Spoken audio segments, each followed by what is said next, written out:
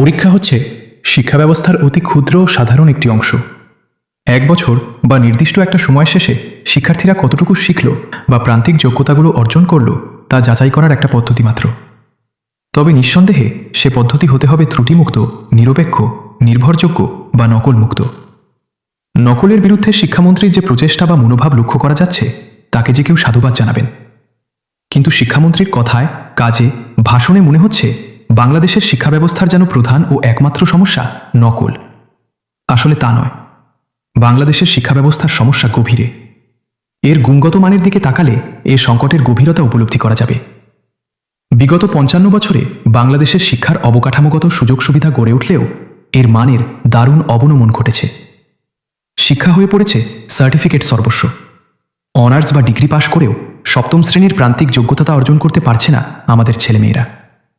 এ পরিস্থিতিতে কেবল নকল ঠেকালেই যে শিক্ষা ব্যবস্থা রোগমুক্ত হবে তা মোটেও ঠিক নয়। শিক্ষার রোগ সারাতে হলে শুরু করতে হবে গোড়া থেকে। ফিরিয়ে আনতে হবে শিক্ষা ব্যবস্থা ইমিউন সিস্টেম। স্বাধীনতার দীর্ঘ সময়ে একটা টেকসই বা দীর্ঘমেয়াদী শিক্ষানীতি নেই আমাদের।